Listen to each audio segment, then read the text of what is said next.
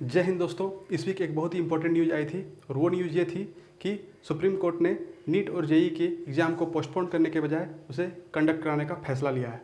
अब दोस्तों बीजेपी के सांसद सुब्रमण्यम स्वामी खुद इस डिसीजन का अपोज कर रहे हैं। उन्होंने कहा है कि इस एग्ज़ाम को कंडक्ट नहीं कराना चाहिए। फिर भी दोस्तों ऐसा क्या प्रेशर है गवर्नमेंट पे जो इस एग्ज़ाम को कराना चाह रही है। चलिए इस पॉलिटिक्स को आज समझते हैं। देखिए दोस्तों, इस पॉलिटिक्स को समझने के लिए पहले हम लोग इसे 3 पार्ट में डिवाइड किए हैं।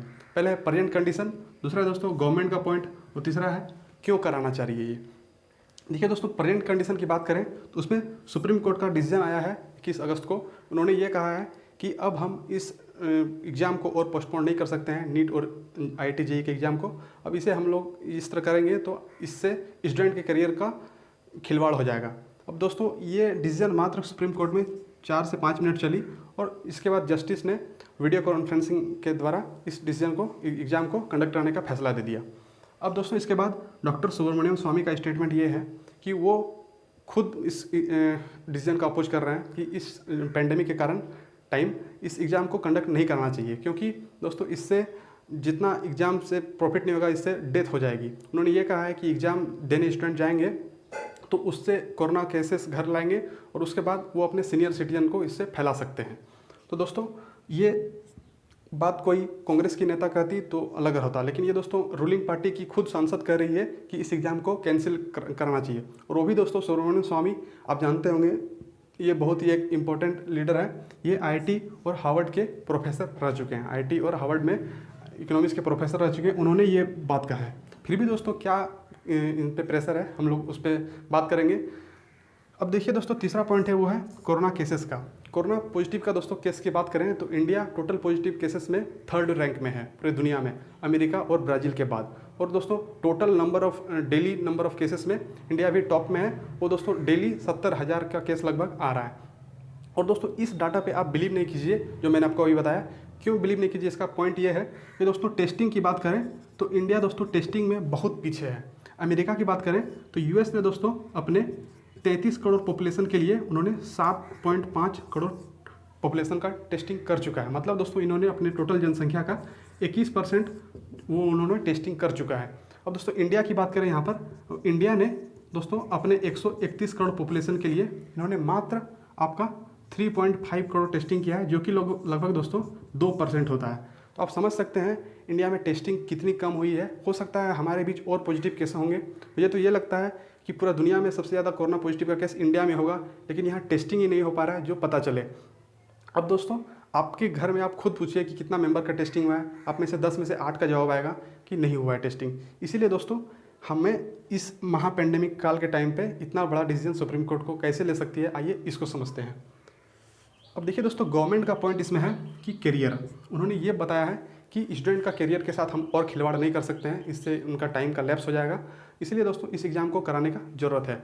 नीट में दोस्तों 17 लाख बैठेंगे इस बार एग्ज़ाम देने और IIT JEE में 11 लाख। अब दोस्तों मैं यहाँ ये पूछना चाहता हूँ कि आपने इसमें तो करियर का खिलवाड़ का बात कर दिया, और SSC और आपने RRB का जो एग्ज़ाम का जो खिलवाड़ करके रखा है उसमें क्या। आपने SSC का एक टीयर में दोस्तों, पहला टीयर की बात करें तो उसमें 40 लाख से ज़्यादा एस्पिरेंट्स बैठते हैं। और वहीं RRB की एग्ज़ाम की बात करें तो RRB में दोस्तों 2 करोड़ लगभग लोग बैठते हैं। उसका दोस्तों आप 2 साल से एग्ज़ाम नहीं लिए और आप इसमें नीट और JEE में कैसे करियर की बात करके एग्ज़ाम ले सकते हैं, वो भी इस महापेंडेमिक काल के टाइम पे। अब दोस्तों दूसरा पॉइंट है वो है, सरकार बोल रही है कि हम SOP का ध्यान रखेंगे।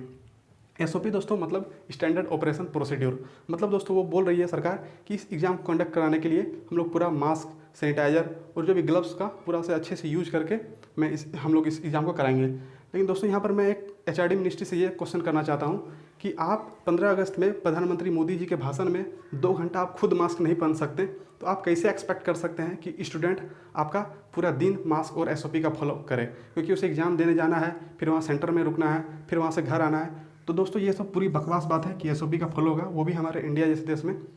और इसके बाद दोस्तों मैं आपको याद दिलाना चाहूँगा, केरला में जो एग्ज़ाम हुआ और कर्नाटक में जो कॉमेड का एग्ज़ाम हुआ, उसमें दोस्तों SOP का कितना धड़ल्ले से उल्लंघन किया गया नियम का, आपको याद होगा।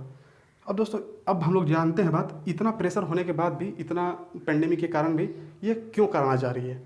देखिए दोस्तों, इसमें क्यों कराने का इसका रीज़न एक्चुअली कोई क्लियर नहीं है, लेकिन एक मैं अपना पॉइंट ऑफ व्यू देना चाह रहा हूँ कि हो सकता है ये कोचिंग माफिया का प्रेशर होगा। हो सकता है दोस्तों, अभी आपको पता होगा ट्विटर में और सोशल मीडिया में जहाँ भी देखिए वहाँ पर ट्रेंड कर रहे हैं सोशल मीडिया में कोचिंग माफिया, क्योंकि दोस्तों उनका 1 साल का यदि 0 आवर चल गया तो बहुत बड़ा उनको टर्नओवर का लॉस हो जाएगा।